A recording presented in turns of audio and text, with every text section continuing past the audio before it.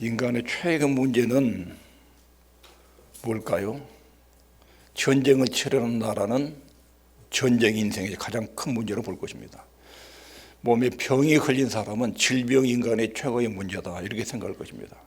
직장을 잃고 사업이 망한 사람은 경제적 핍절, 이것이 인간의 가장 심각한 문제다. 이웃과의 갈등과 충돌, 또 부부싸움, 가족들과의 갈등이 있는 사람은 인간관계 갈등이 인간의 가장 큰 문제라 이렇게 생각할 것입니다. 그런데 이 모든 문제의 근본은 죄입니다. 죄.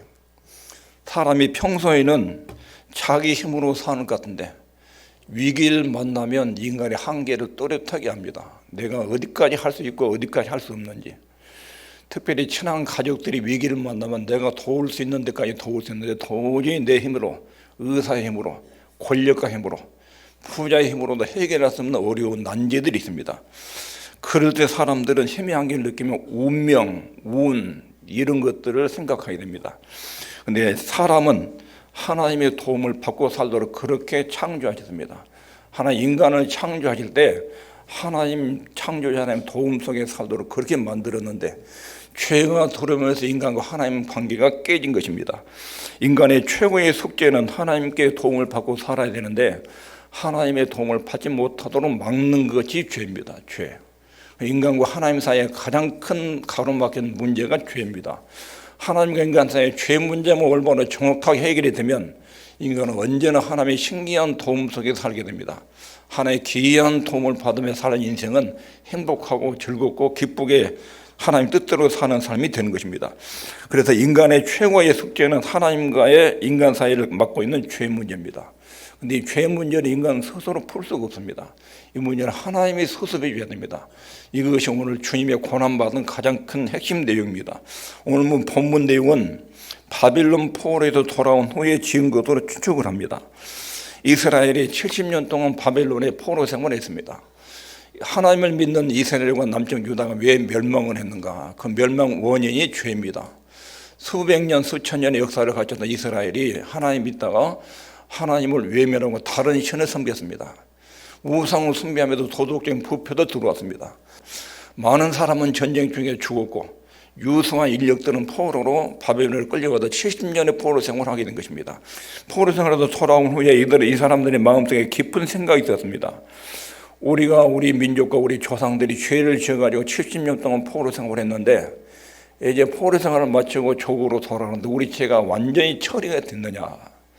그동안 수백 년 동안 우리 조상들이 지은 죄가 완전히 정리가 됐느냐? 우리가 70년 동안 포로 생활을 한 것이 우리 죄값을 완전히 청산한 일이 되었느냐? 여기에 대해서 답을 얻지 못했습니다. 조국으로 돌아가더라도 앞으로 죄를 짓지 않아야 되는데 앞으로 또 죄를 지면 나라가 또 이 지경이 될 것 아니냐, 또 망할 것 아니냐. 포로로 돌아오는 이 사람들 마음속에 이게 큰 불안이 있었습니다. 우리나라가 멸망해서 처참한 지경에 이르렀는데 그 멸망의 원인이 죄 때문이었다. 그런데 이제 포로 생활을 마치고 돌아가는데 우리 죄가 완전히 정리가 됐느냐? 답은 아니다는 거예요. 그러면 또 본토에서 죄를 지면 그 다음 우리 민족은 또 어떻게 될 거냐? 이런 상태에서 지금 시편 85편이 기록되고 있는 것입니다. 먼저 포로에서 돌아오게 하신 것이 1절부터 4절에 쭉 나오는데 페르시아 고레스 황제가 포로된 이 사람들의 몸값을 지불하지 않고 해방을 시켜줬어요. 그러니까 이제 걱정이 되는 거예요. 포로에서 성박 낼 때는 반드시 몸값을 지불돼야 하는데 몸값을 안 받고 해방이 됐다. 그럼 우리 죄값은 어떻게 된 거냐? 이게 이 사람들의 큰 숙제에 있습니다. 여호와여 주께서 주의 땅에 은혜를 베푸사. 주의 땅에서 은혜를 베푸사. 이것은 예루살렘 구약 교회가 있는 예루살렘이 하나의 은혜를 잃어버린 것입니다. 은혜를 잃어버리고 하나님께 죄를 짓는 바람에 많은 사람들이 죽고 나라가 망하고 포로로 끌려가게 된 것입니다. 죄가 난무하니까 하나님이 이스라엘을 완전히 초토화시켰는데 하나님 그 땅에 은혜를 베풀었던 것입니다. 다시 말해서 무너진 교회를 재건하는 일이 하나님에 의해서 이루어진 것입니다. 포로된 자들이 돌아와서 무너진 성전을 복구하고 하나님께 예배드리도록 그리고 국가가 회복이 되도록 하나님이 섭리한 것입니다. 국가의 회복은 그들의 영적인 회복부터 시작됩니다.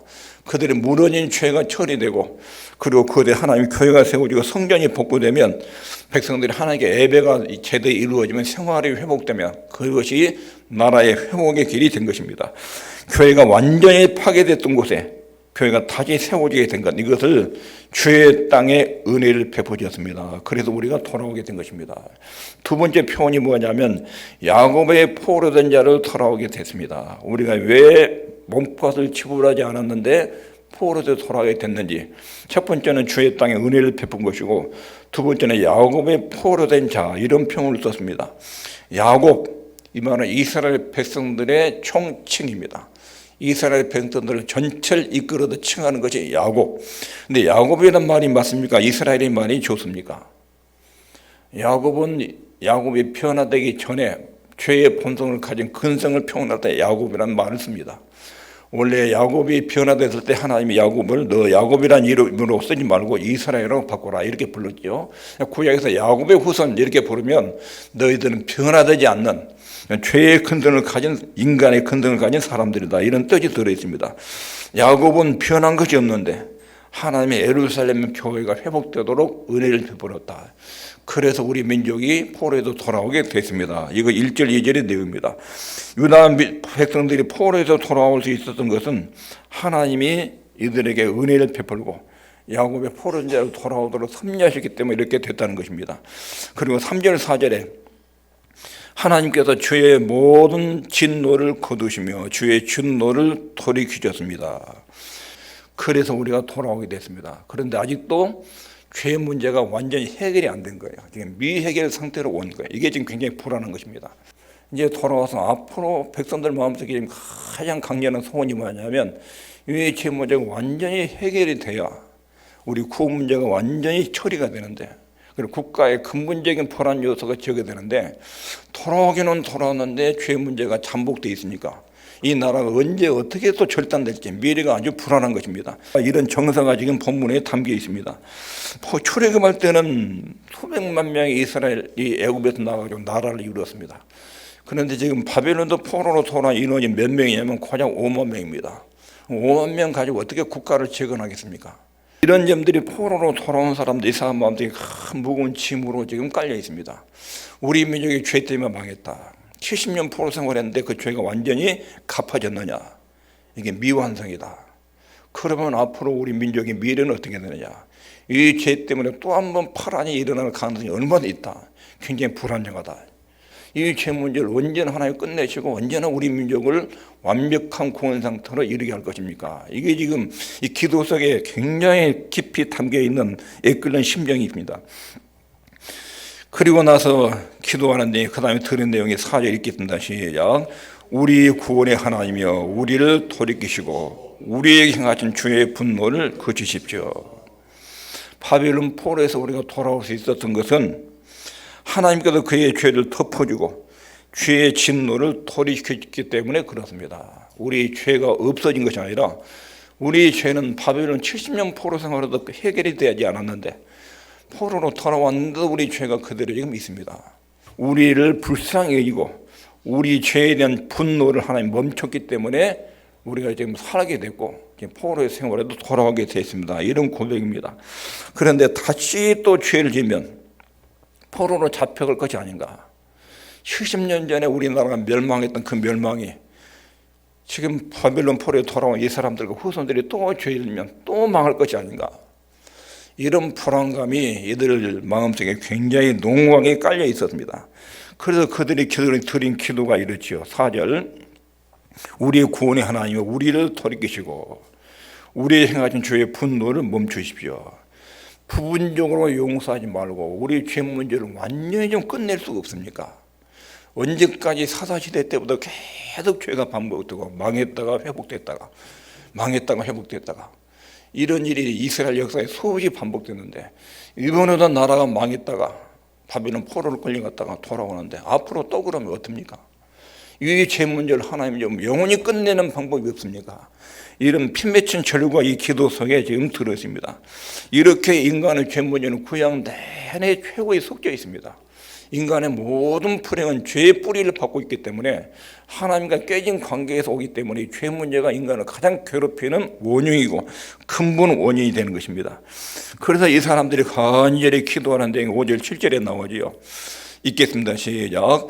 주께서 우리에게 영원히 노하시며 대대에 발문하시겠나이까. 우리를 다시 살리사 주의 백성으로 저를 기뻐하게 아니하시겠나이까. 여호와의 주의 인자하심을 우리에게 보이시며 주의 구원을 우리에게 주소서.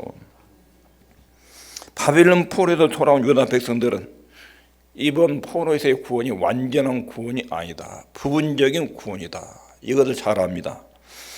돌아온 인원이 너무 적기 때문입니다. 본격적인 구원이 시작되지 않았습니다. 바벨론에서 돌아온 사람이 5만 명, 5만 명 가지고 나라를 어떻게 만들겠습니까? 완전히 망하고 완전히 없어진 나라를 5만 명 가지고 어떻게? 이것은 구원의 시작이지 구원의 완성이 아니고 굉장히 지금 불안정한 상태에 있습니다. 구원이 너무 미미하고 돌아온 인원이 너무 적고 그래서 하나님의 진노가 완전히 풀린 것도 아닙니다. 앞으로 하나님의 구원이 풀리고 나라가 회복이 되려면 대대적으로 수백만 명이 회개하고 돌아와서 나라를 이루어야 될 텐데 겨우 5만 명 돌아왔으니까 이것이 이 돌아온 포로들 입장에서 나라 회복이 굉장히 어둡게 보인 것입니다. 하나님의 진노가 완전히 풀릴 때 언젠가, 이게 지금 기도 내용이 5절부터 7절에 언제까지 대대의 발분, 언제까지 하나님이 진노하겠습니까? 우리가 출애굽에서부터 나와서 계속 사사시대 때 왕정시대에 거쳐서 나라가 멸망하고 포로로 돌아오는데 언제까지 이 죄가 계속 반복이 되고 망하고 얻어맞고 또 회복되고 이러길 언제까지 반복이 되어야 됩니까?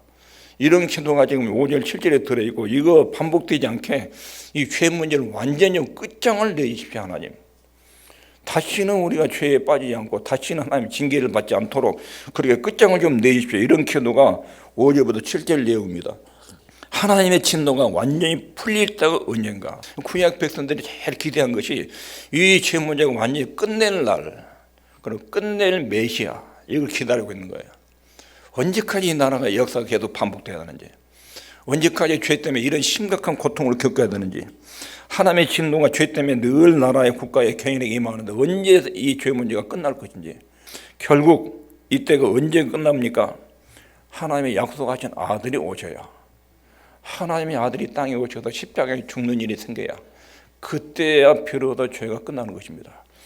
그리고 하나님은 인간의 죄 문제가 인간에게 가장 심각한 문제고 하나님이 인간에게 큰 은혜와 사랑을 베풀고 하는데 죄가 가로막고 있는데 이 문제를 처리하지 않는 이상 하나님은 인간의 아버지가 될 수 없고 인간은 하나님의 아들, 딸이 될 수 없는 거예요. 하나님 쪽에도 이 죄 문제는 심각하고 인간 쪽에도 이 죄 문제는 심각합니다. 그래서 이 문제를 하나님이 해결하셔야 됩니다. 그래서 유대인들이 바벨론 포로에서 조금 돌아왔다는 것은 그들 마음속에 다양한 일이었습니다. 그것을 통해서 예수님에 대한 많은 진리를 생각할 수 있는 기회가 됐기 때문에 그렇습니다.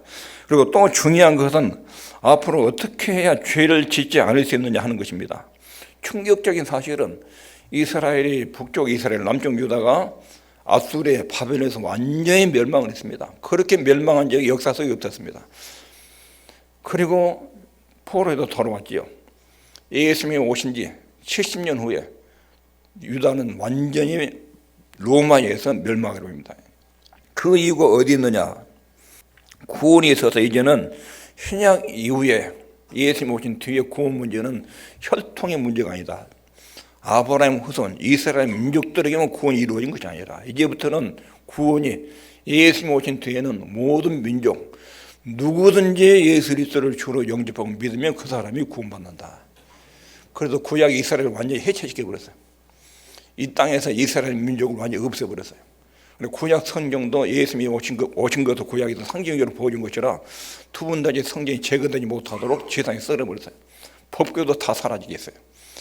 그리고 예수님 안에서 누구든지 예수 그리스도를 믿으면 믿는 사람들 몸이 성전이 되고 하나님 나라 백성의 구성이 되는 거예요. 이런 방식으로 하나님 나라가 신약이 완전히 전환됐기 때문에 구약 이스라엘은 거기까지 태동, 모태 역할이 있어요. 그 직무가 끝나자 이스라엘 역사 속에 완전히 살아나게 된 거예요. 그리고 복음이 신약 시대에 주도적으로 나타나게 된 것입니다. 예수님 당시 유대인들은 하나님을 안 믿는 사람들이었습니다. 로마서 2장 28절에 대제 표면적 유대인이 아니요 표면적 육신의 할례가 아니라, 이 사람들은 하나님을 믿는 척했지만 예수님당 유대인들은 하나님을 믿는 사람들이 아니었다. 예수님을 진정으로 영접한 사람들, 예수 그리스도를 주로 영접한 사람들, 이 사람들이 신약의 이스라엘이고 신약의 교회고 신약의 하나님 백성들인 것입니다. 이런 구원받은 자들의 기도, 하나님 언제까지 죄 때문에 진노하시겠습니까? 언제나 죄를 끝내시겠습니까? 이 기도에 대해서 하나의 응답이 나옵니다. 응답의 내용은 뭐냐면, 내가 하나님 여호와의 하신 말씀을 들으니, 하나님 응답을 하시죠.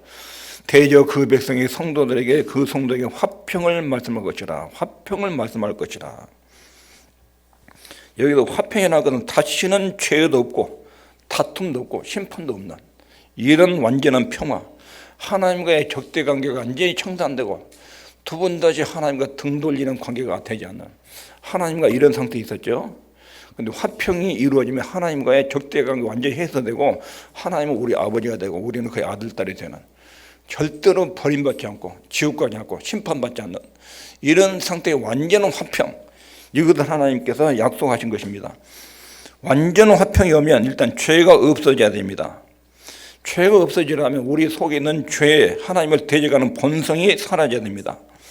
이것은 우리 힘으로 불가능합니다. 우리는 죄인인데 이 죄라는 신분도 바뀌어야 되고, 죄인의 신분에서 하나의 아들, 딸의 신분으로 바뀌어야 되고, 또 죄의 상태에서 의로운 상태로 바꿔줘야 됩니다. 그래야 비로소 인간의 문제가 근본적으로 해결되는 겁니다. 인간의 최고의 숙제가 여기서 풀어지는 것입니다. 그런데 하나님께서는 화평을 우리에게 주실 것이고 주의 구원이 가깝다, 이거 엄청난 사건이 일어날 것을 말합니다. 화평을 말씀하시고 저희는 다시 망령된 대로 돌아가지 말지로다. 망령된 데, 하나님 위에 다른 것을 붙드는 자, 이런 것으로 돌아가지 않는다. 예수를 믿으면, 하나님의 아들, 딸이 되면 하나님과 내 사이에 가로막혔던 죄가 완전히 정리가 됩니다. 그 전에 예수님 십자가로 완전히 빨려 들어가고 처리가 됩니다. 그리고 하나님의 아들, 딸의 신분을 갖게 됩니다. 그러면 그런 사람은 다시는 망령된 대로 하나님 외에 다른 것을 붙들지 않는다. 하나님 아들, 딸이 돼서 하나님과 내 사이의 죄 문제가 풀어진 사람은 하나님 말고 다른 것을 하나님보다 더 가치 있는 것으로 여기고 잡는 것이 없어진다. 이렇게 하나님의 응답은 하나님과 우리 사이를 죄 문제를 풀어내고 하나님께만 소망을 두고 사는 이런 사람으로 도랑이 받는다. 이런 사람은 두 번 다시 하나님을 떠나지 않고 하나님의 심판과 진노가 두 번 다시 임하지 않는 이런 완전한 화평의 상태로 돌아온다는 것입니다. 그래서 여기서 하나님께서 인간을 구원하신 묘한 구원의 묘소가 나오는데, 이게 10절 한번 읽겠습니다. 시작. 긍휼과 진리가 만나고 의와 화평의 서로 입맞추었으며. 하나님과 인간 사이의 죄 문제가 해결돼야 되는데, 이 죄 문제를 해결하는데 어떻게 해결하느냐, 이게 지금 가장 큰 관건이고 하나님 구원의 방법입니다. 이 구원의 모습가 10절부터 13절에 나오는데, 우선 구원에는 두 가지 상반된 조건이 필요합니다. 죄인들을 용서해가지고 구원을 시켜야 됩니다. 아무런 조건 없이 이 사람들 살려내서 하나의 아들, 딸을 삼아야 됩니다. 이게 하나의 은혜가 작용돼, 은혜가. 인간에게는 구원받을 만한 조건이 없으니까 구원받을 만한 조건이 없는 사람을 하나님의 자녀로 만들어야 돼요. 그 은혜의 은혜. 그런데 이렇게 되면 또 한 가지 필연적인 문제가 생겨요. 죄인들은 무조건 하나님의 자녀로 삼으면 이게 옳으냐, 옳으냐. 왜냐하면 하나님은 창조주시라고요. 창조주 하나님 움직이고 행동하는 것은 전부 다 천사들 눈에 다 보입니다. 천사들 눈에.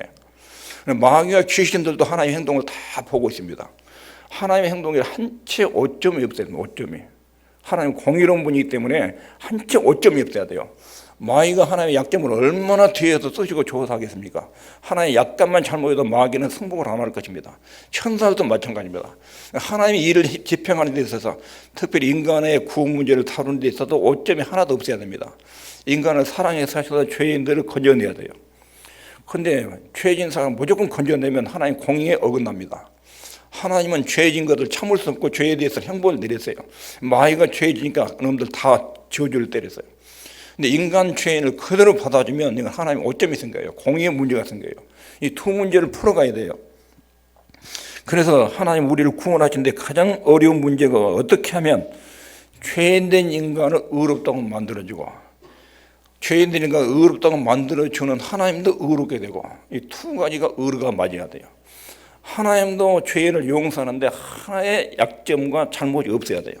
용서하는 방법이. 그리고 죄인들은 무능력하기 때문에 이 사람을 은혜로 하나의 아들딸로 만들어내야 돼요.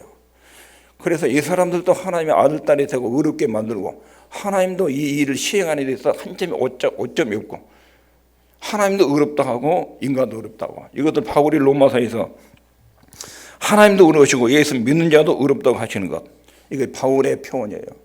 이 방법을 어떻게 하나님이 찾아내셨느냐. 죄인 인간은 죄 때문에 죽어야 돼요.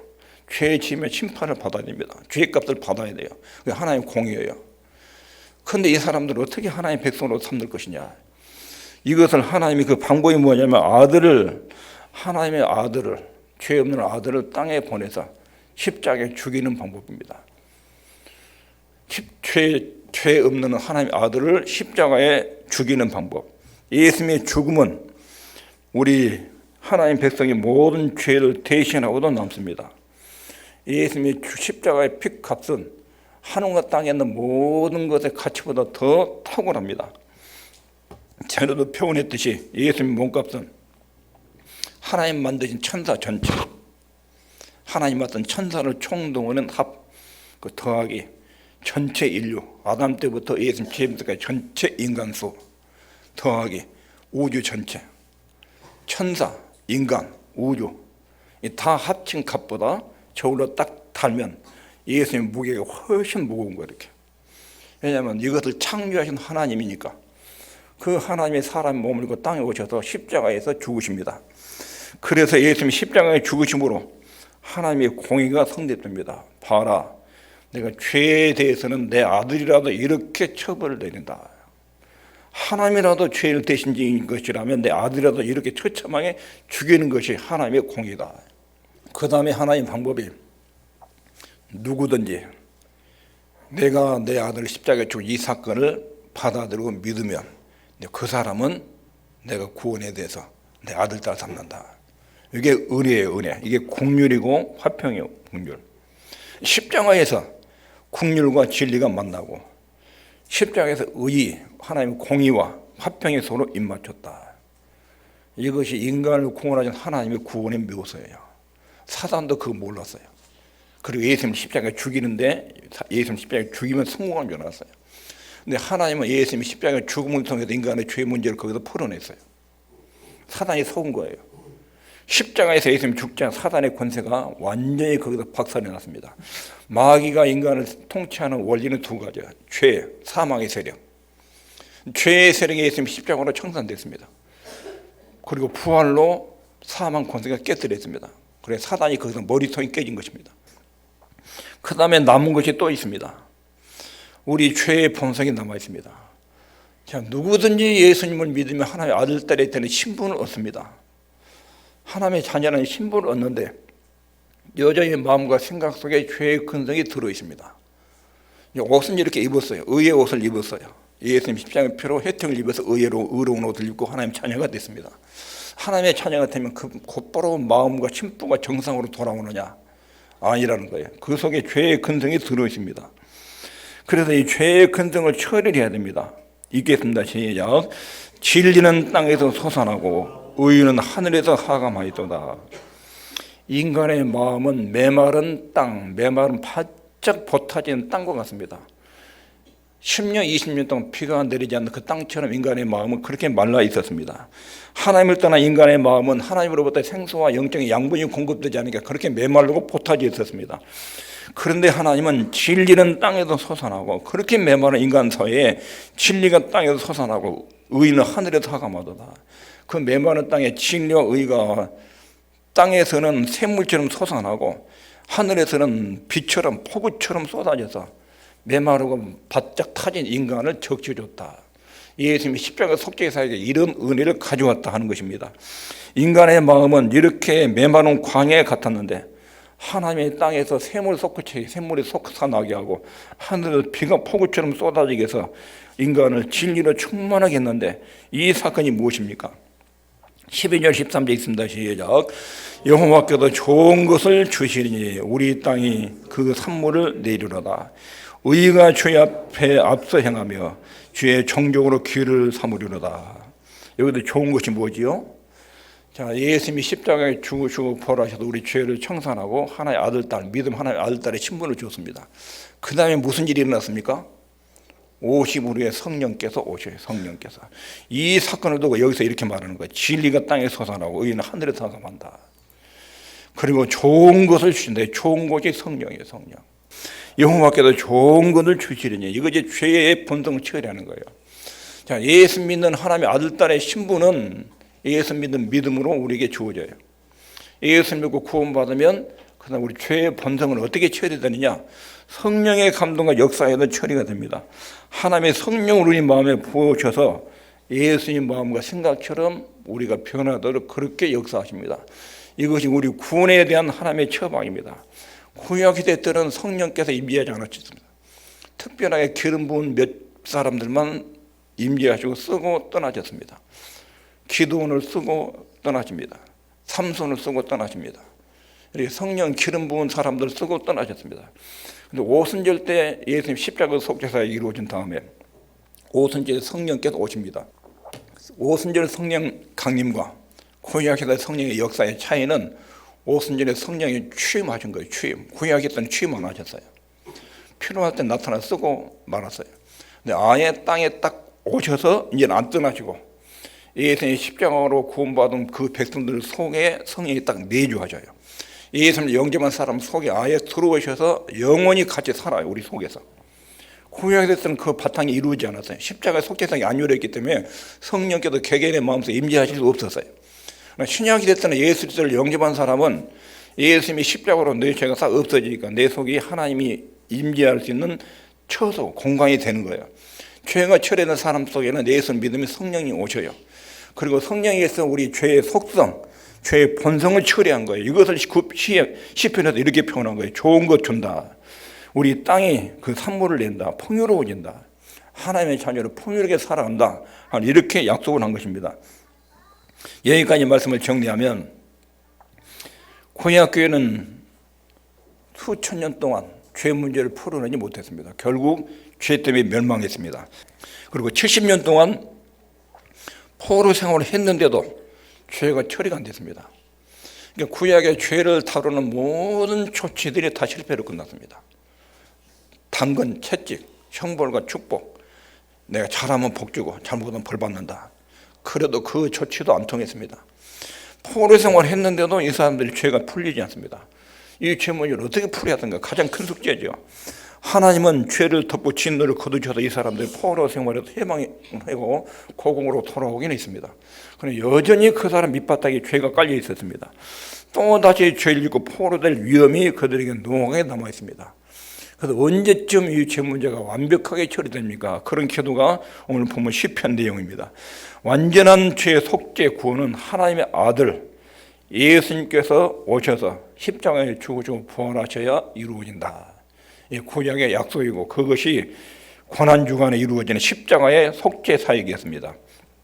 예수님의 죽음은 모든 인간의 죄를 대신하고도 충분합니다. 예수님의 속죄 사역은 그분의 핏값은 인류 전체, 천사들 합친 것, 우주 전체를 합친 것보다 더 우위에 있습니다.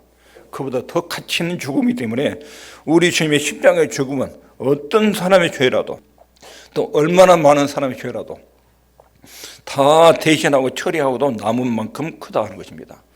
오늘 말씀 핵심은 인간의 근본 문제는 죄 문제입니다. 죄 문제. 하나님과 우리 사이의 죄 문제만 해결되면 언제든지 하나님의 신기한 도움을 받을 수 있습니다. 그래서 우리의 문제는 질병, 경제적 문제, 국가의 문제, 전쟁 문제 이런 것보다 죄 문제. 이것이 십자가에서 정확하게 다루어야 됩니다. 그리고 예수 믿는 성도들에게도 죄 문제가 철저하게 회개되고 정리가 돼야 그러면 나머지 모든 문제가 안 됩니다. 하나님의 도움 속에 신기한 도움과 능력 속에 다 풀립니다. 이것이 예수님의 십자가의 죽음으로 인간의 근본적인 죄 문제가 처리됐다. 이것을 믿고 예수님을 영접하면 그 안에 성령이 역사하십니다. 성령이 역사하시면 죄의 욕망과 죄의 속성을 통제하면서 하나님을 닮아가게 예수님을 닮아가도록 그렇게 역사하시는 것입니다. 기도하겠습니다.